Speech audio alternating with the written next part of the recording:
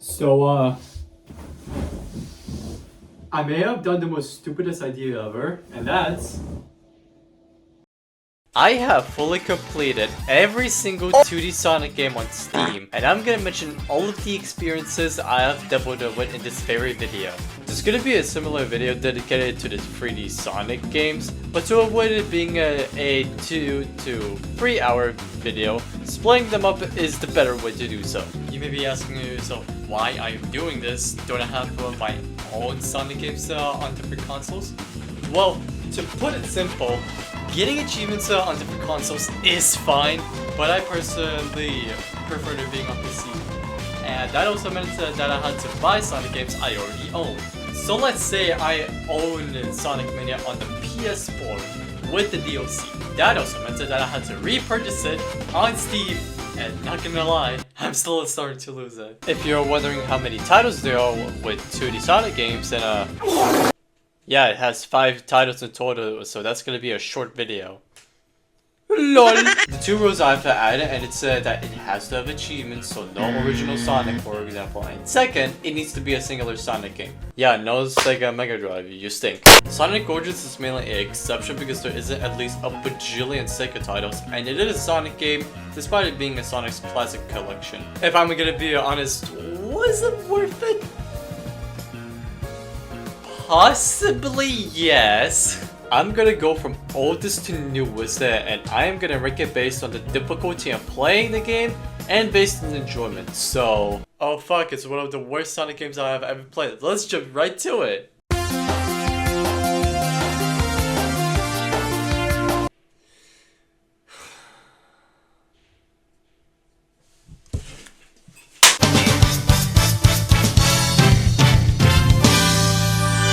Before I talk about the game itself, I already made a video showing the game and me playing through it, but if you want to know both the gameplay and how it's like, I recommend watching that video. Regardless, I'm gonna be honest, who the hell likes this game? This game just screams, it's a bootleg, and it's somehow made by Sega! How could you do this? Sonic 4 Episode 1 takes the classic Sonic formula in 2010, released on the PS3 with PlayStation Network, Xbox 360 with Xbox Live Arcade, the Wii with WiiWare, and phones. Okay, I guess. It's really odd that this gamer has made his way onto mobile out of all things. It's the equivalent of a Nintendo making a 2D Mario game on the phone. But how bad is it? A few inches later. This is the worst game I've ever played. Let's talk about setting up. The version on Steam wants you to have Java for some reason, because apparently the game is built in there. So after installing Java on your game and putting it up, it's time to talk about the gameplay. So, how does it play? I'm not gonna say anything, because you're already seeing a good chunk of it. As I said before, the game takes the classic Sonic formula in modern Sonic in the most jankiest way possible. Even the special stages feels weird playing it. As for the soundtrack, it has the most generic FL Studio made Sonic song that feels like it should be in Friday Night Funkin'. This is good. This game has the advantage to make you feel like breaking something because said levels that make you want to bash your head 1,000 times. Funnily enough, the hardest achievement is Enemy Hunter, which doesn't sound bad on paper, but here's the frustrating thing. Every time you close the game on Steam, it apparently resets your progress on killing enemies. This is just dumb. This achievement requires you to do it in one sitting and you end up grinding in Splash Hill Zone over and over again till you get that achievement. Another achievement that can suck some monkey dick is Untouchable, where you have to complete the final boss without getting hit once. If you get hit at any point, even at the last hit, the run is over. I rated this game a lot, and it made me want to kill myself because of the terrible level design and even the Untouchable achievement. The gameplay frustrates me even more than I want to talk about the in-quote story because it doesn't feel brand new from other games.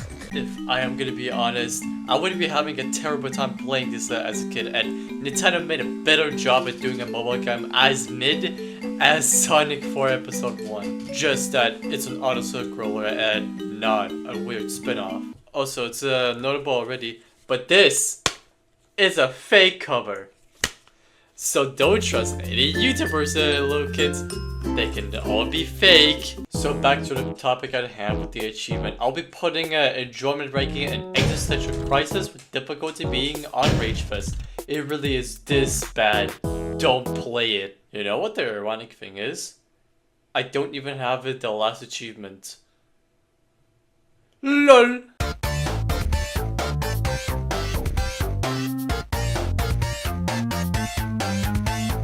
Thankfully, okay, Sonic 4 Episode 2 doesn't have some bullshit achievement like in the previous titles. But when I played this game, I genuinely had fun. With its combo mechanic introduced and actual good level design, this game is okay.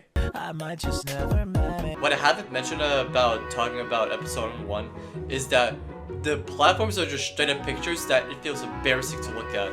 I mean, take a look at Sonic 4 Episode 1. This is how it looks like. And this is how it looks like in Episode 2. They finally used 3D models! Yeah, baby! The crazy part is Episode 2 was released on the same platforms, just without WiiWare because it was cancelled at the time due to space constraints. Anyways, this game, what I didn't know, has red rings, and to build up the hype, there is Episode Metal, which takes assets from Episode 1, and is supposed to take place in the events after Sonic CD's little planet, where Robotnik left him behind, and it's just to build up the hype. They certainly have something. Alongside that, the special stages are actually a bit better with having a new feature, the boost. With the boost, obviously you can use it to go faster, but also go for loops, and you need to collect a certain amount of rings. Some ask you to collect 100 rings, some ask you to have dear god. I'm not sure if I can say this, but alongside it having fun, at some point I felt like it was getting draining and boring, no joke.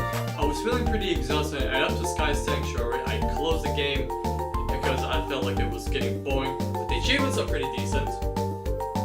Mostly. The hardest achievement to get is all Chaos Emeralds found, where if you can guess by now, you need to collect all Chaos Emeralds on special stages, referencing Sonic 2. Oh yeah, Episode 1 referenced Sonic 1, who would've thought? And this game makes getting all of them be a pain because the last stage just throws a middle finger at you and make you play the last stage and collect 500 rings, and it's stupid hard. A buttload of bombs thrown at you, and this specific loop-to-loop that require you to use the boost, but even that, it's almost impossible to get the rings. And Ring Collector, where you needed to collect all rings in the first special stage, which unlike Episode 1, in Episode 2, you can't turn around, forcing you to restart the stage and try to remember the stage and play super well. And that's not even the worst part. For this video, I recorded myself doing that achievement, and look at this! Do you see Sonic and Tails not getting these damn rings when I'm doing what the game wants me to? Another achievement I can mention that is straight up stupid is I Love Tails, and in I Love Tails, you need to play as Tails Sonic. 50 goddamn times. What's even the point? This achievement, by the way, is only available in multiplayer, which... Wait a second.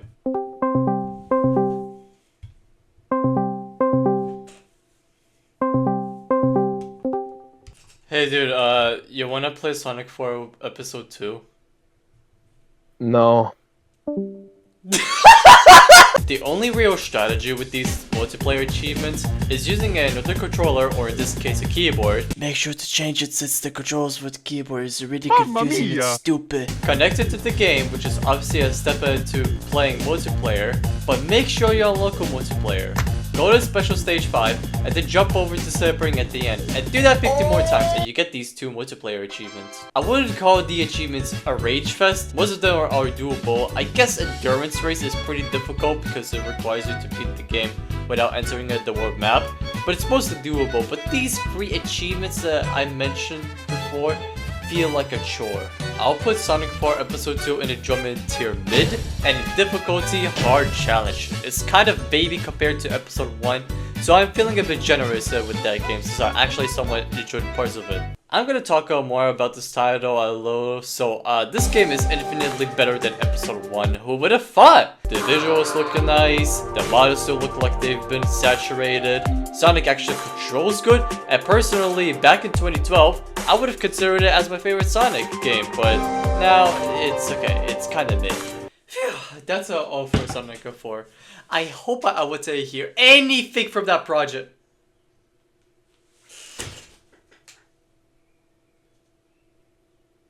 What do you mean it was supposed to have a trilogy? Yep, you're correct.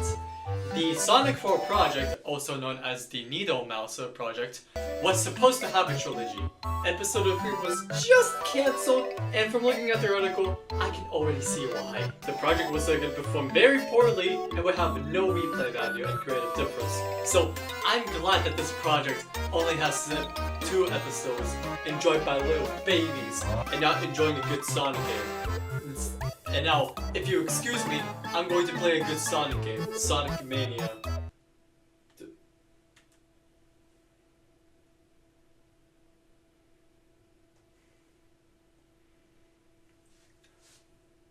Sonic Mania.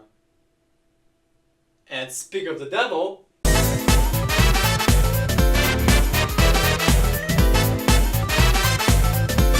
5 years. It took you 5 years to make a good 2D Sonic game, I guess. Sonic Mania, a beloved 2D Sonic game that is considered the best Sonic game of all time and has sold over 1 million copies worldwide in 2017. Where Sonic team even hired an indie studio to make this gem of a game. Alongside working on Sonic Mania was Christian Whitehead, a prominent member of the Sonic fandom community, which was a base idea to work with Sega and make Sonic Mania. The team that made Sonic Mania also made an enhanced version called Sonic Mania Plus, very creative name by the way, adding in forgotten characters like Mighty the Armadillo from Knuckles Chaotix, and Raid the Flying Squirrel from the arcade game Sega Sonic the Hedgehog, and across all stores, an exclusive art book. And I'm gonna waste all your time by showing you this cool golden case. Wow! So here's the golden case in it. You slide it open like that, and wow, it's a piece of cardboard. Wow. Here's the game. Obviously, here's the art book, which is the important part of this golden golden case. Look at it. It shows everyone the characters. There's the Sonic. There's the hard-boiled heavies. And these guys, it shows off everything. It shows off every character, every sketch, every concept, even look. This is what we could have had. This is what we could have had before. When we don't. And here's the last page, and that's it. That's the art book. Whoa, guys, look! It's gold. It's golden. Wow! It even shines through the light like that. Wow. Holy fuck! Fun fact that even don't know when it cares, Sonic Mania has the least storage out of all of the Sonic games listed. A little bit of the other games that require you to have 1 gigabyte or even 7 gigabytes. Sonic Mania requires you to have 200 megabytes. Perfection.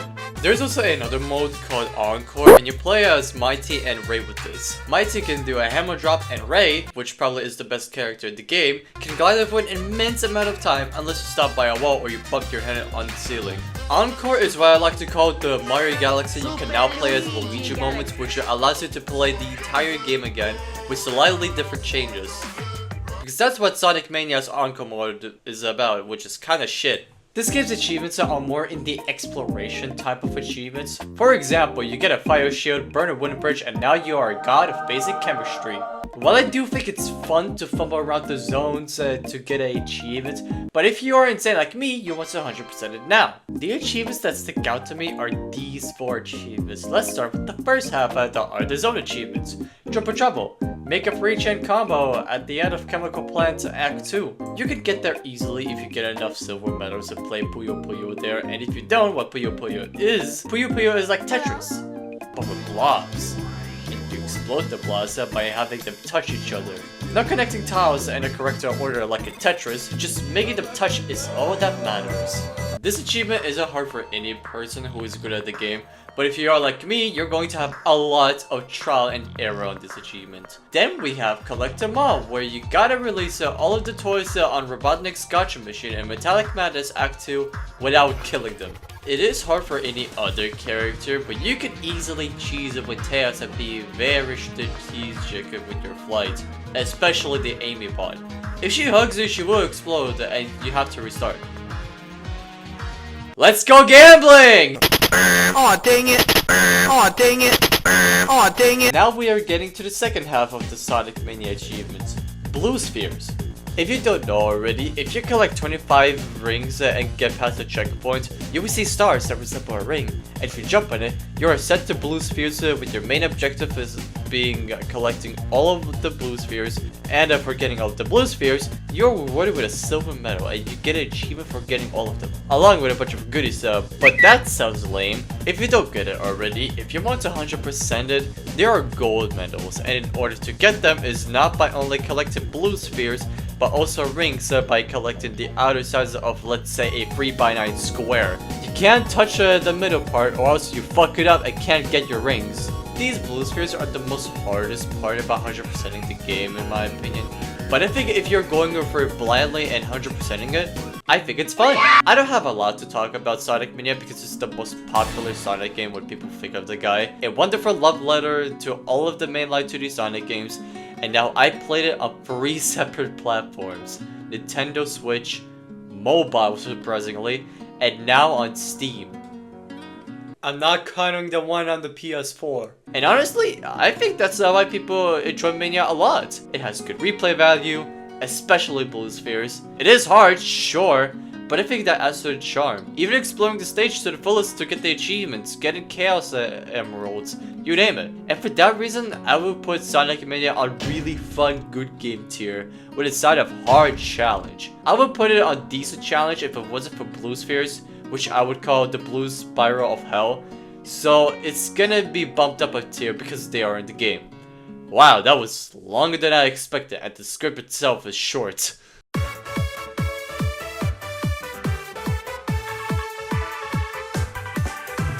Sonic Origins is certainly a video game collection.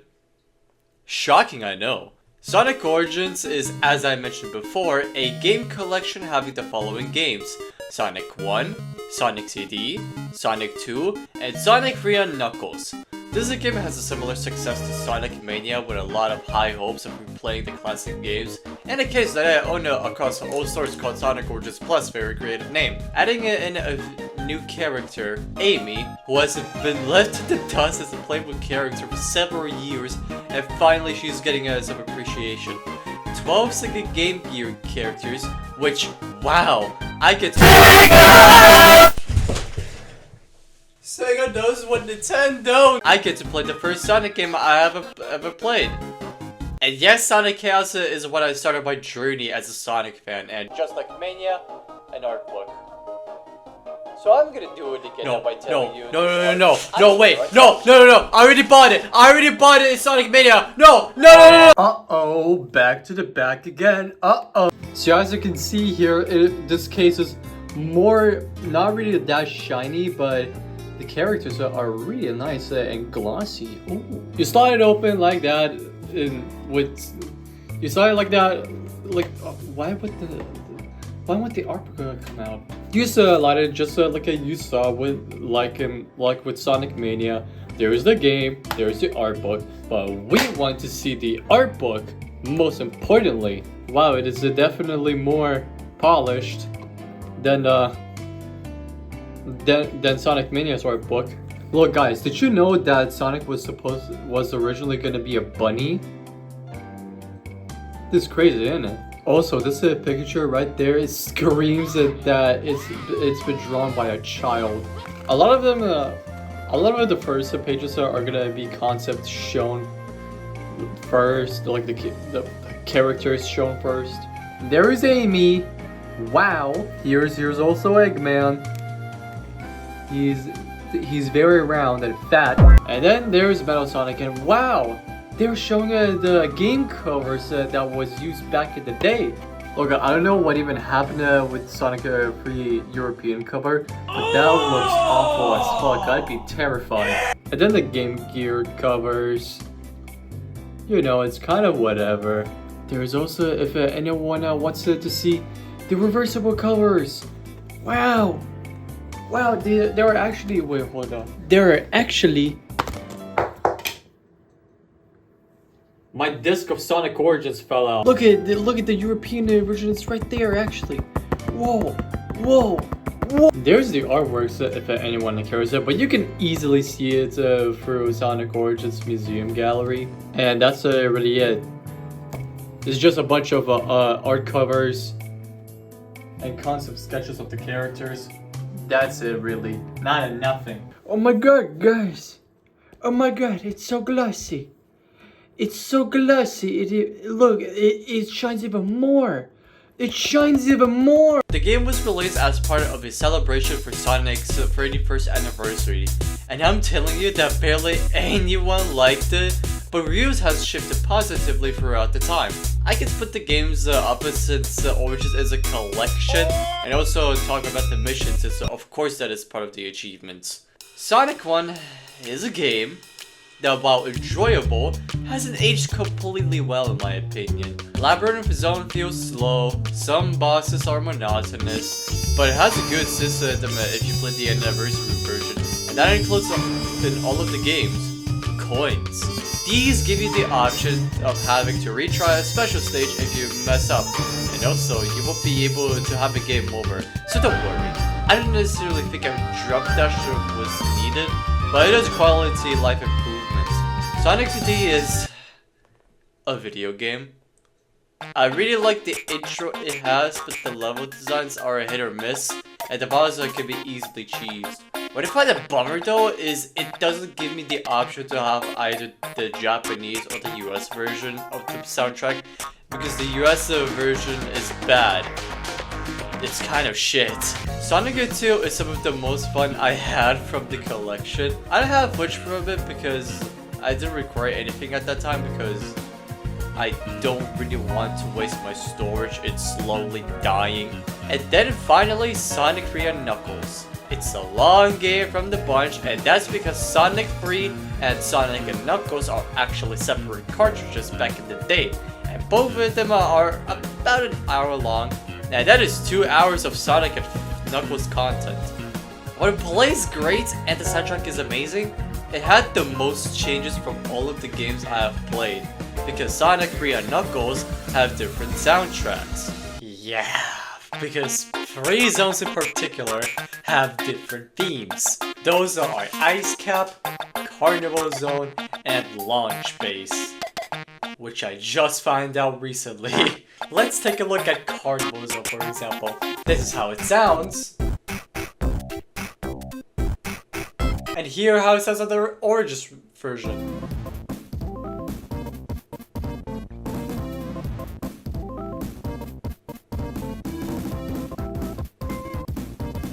The reason why it got changed was because of licensing issues by Michael fucking Jackson. But it is what it is. And then we have the missions, where if you want some more content, you can challenge yourself in the missions list, which is pretty nifty. The game also has an adventure mode, where you can play all of the games as one entire experience, but I didn't do that. I just didn't feel like it. Well, I'm not exactly sure what the hardest achievement is I can point out to. All of them are pretty doable. To the Mirror World, beat 1 stage of Mirror Road. Sonic the Hedgehog Mission Master, beat 10 missions with an S rank, and so on. The hardest achievement, unironically, is Beware Rhino mods. There is no challenge for it. As you can see here, you need to kill 10 of these guys in Angel Island. And the first time playing it, it got bugged and it didn't even count as getting the achievement. But I did get it. It's fine. Another one I could point out to is cleared Sonic the Hedgehog free, but that's because it's a long game. It's 2 hours. I'm not sure how I can rank it. I got all of them with ease, so yeah, enjoyment tier, I will put it in fun because I had some fun with it, especially the missions. Just don't S-rank every single one like I did. Difficulty and easy, I don't think it's a joke. God damn, we're so close to finishing all of the 2D Sonic games.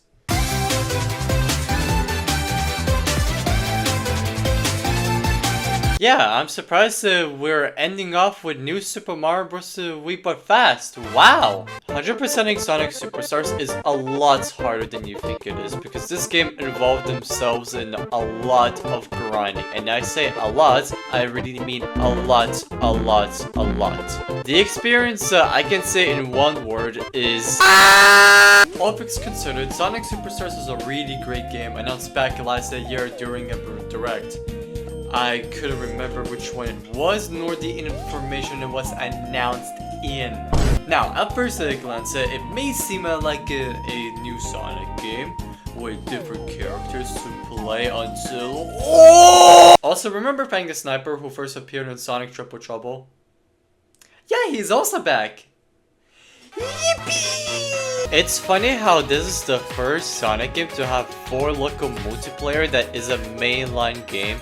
And then we have Mario who has started it since the Wii era. This game has a lot of content in store, having costumes like the Amy maid who was an IHOP exclusive until it wasn't, Shadow the Hedgehog skinner who is just a little dude, and then there are robot mechs that you can customize if you have enough medals for playing the game. Takashi Iizuka and Naoto Oshima explained in an interview that they've been wanting it and tried adding in 4 local multiplayer gameplay in Sonic games, but has failed several times in the past. Then Naoto motivated Takashi to make a multiplayer mainline game, and thus Sonic Superstars, the first game to have a multiplayer in a mainline Sonic game, is real. When I first got it on Steam, I invited my friend Missy to play the game with me. By the way, subscribe to her, she makes a good and enjoyable music. But back into what I was saying, we played the game, cleared the stage, and wow! An achievement for playing multiplayer?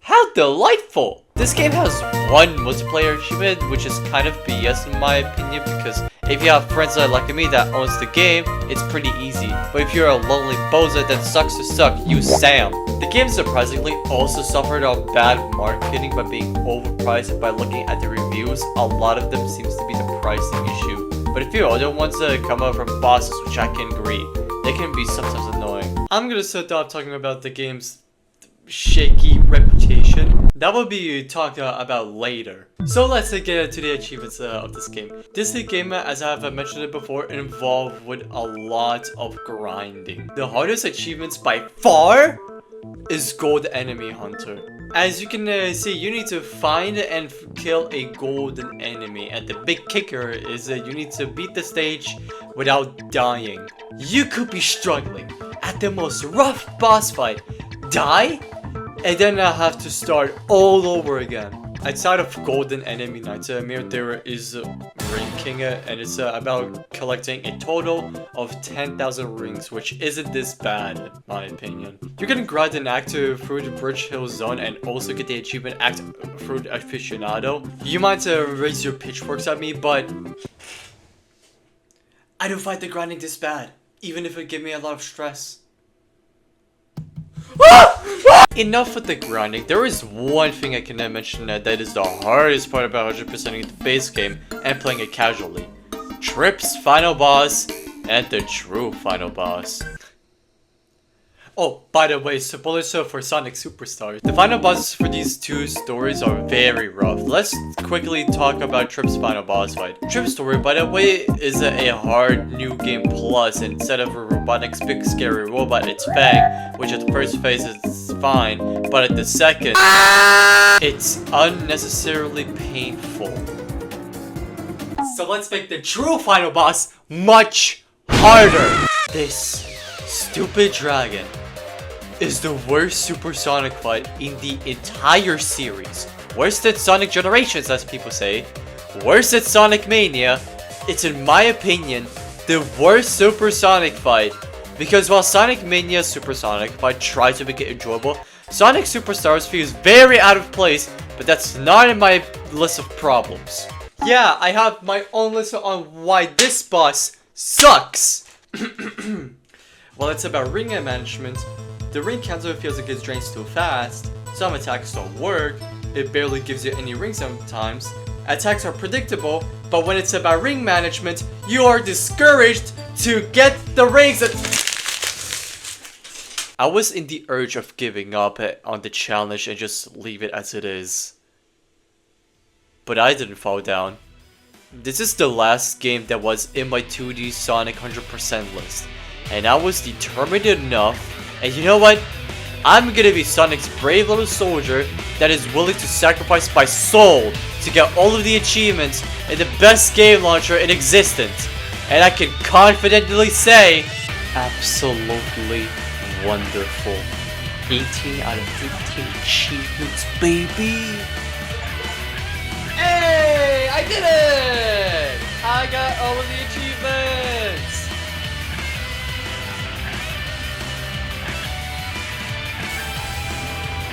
Did I do it? Did I do it? Yeah! Oh my god! Holy shit! Oh! I'm sorry for screaming!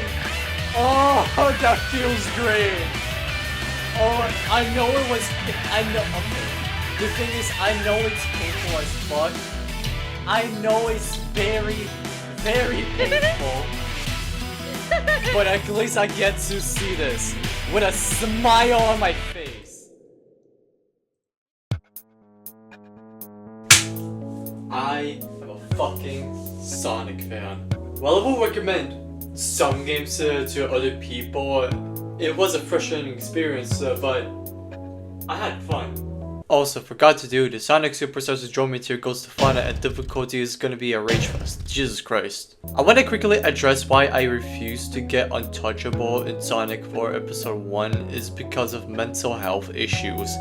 It actually gave me a breakdown and I refused to get the last achievement because of how horrible it is. The only difference, by the way, between Superstars boss fight and Untouchable is Superstars is at least enjoyable. In some extent. No. No. No. No. In fact, I think Superstars is overhated. Sure, it's overpriced, but if you don't pay attention to it, it's fine. If there are a few final words I want to share, and it's no one is stopping you from achieving your goal. And if you just stop, what have you achieved? That's the question I asked when I felt like giving up on the challenge. What would you achieve if you give up on your big project? So everyone who wants to achieve a hunter or just generally wants to achieve your goal, you can go for it. Even if it makes you rip your head out. At least that's what I learned. But I'm not done with this challenge yet. As I have mentioned before, there will be another video dedicated to the 3D Sonic games. So I'm gonna push my original project of 100%ing every single Sonic game on Steam much further. And I will see you guys in maybe streams, but most importantly to my next part of 100%ing every single Sonic game. Bye. Oh, how sweet, how bitter defeat at hands of all of us and all of me. And after it's over and after the final curtain has closed, so when the script is made true, complete removal of you is the outcome. Is this really the outcome?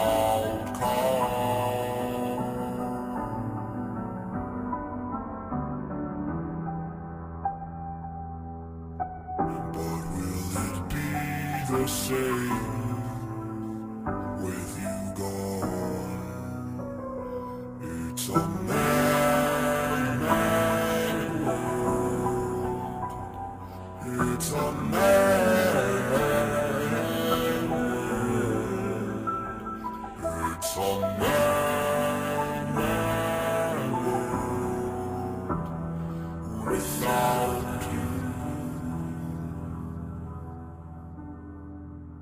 The stage is set, but our players have all gone home. Poor great production, our world, and yet I'm alone. You've met your maker, I've said my piece. So why won't this feeling cease? And so it clutches around my soul. I feel the bitter, everlasting cold. Is this what I wanted? Am I satisfied? And now I'm standing tall, yet all I want to do is hide inside this empty shell, this husk, this world, this empty hell. I wander through, my song rings true. The world is mad, and I am too, without you.